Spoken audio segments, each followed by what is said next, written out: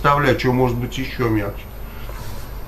Ну вот Яндекс говорит, что провел опрос, что половина россиян назвали, вот по их опросам по Яндексу, Единую Россию марионеточной структурой.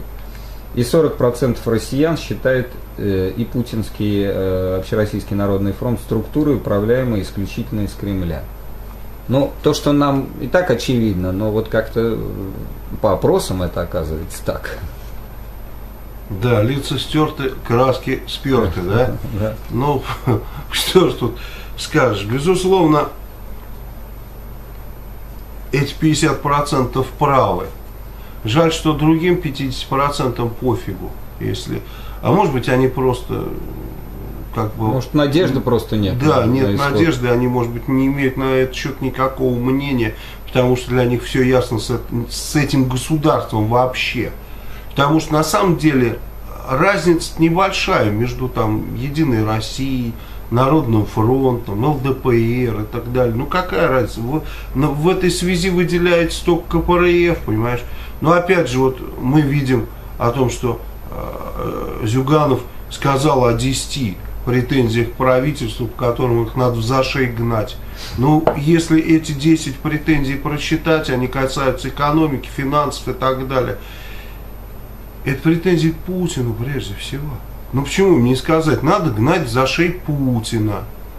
Зачем они там правительство какое-то, там Ливановых каких-то, что они выдумывают? Нет никаких правительств, нет Ливановых, все это мистика, фикция. Нет никаких. Есть один только правитель, сейчас вернее даже два. Путин и Володин, больше нет никаких правителей. Все остальное фикция, выдумки. Поэтому нужно говорить, вещи называть открыто, своими именами. Все остальное это вот как раз те же марионетки.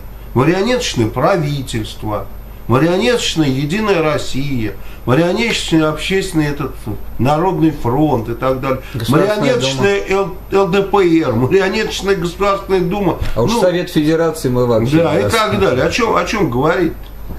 Понятно. Значит, действительно Макаревич был прав еще тогда, и вот оно продолжается, что у нас все марионетки. Ну, на самом деле это желание любой власти привести все вот к такому состоянию, когда дергаешь за нитки, а на лице у них улыбки. Это же любая власть стремится к этому. И задача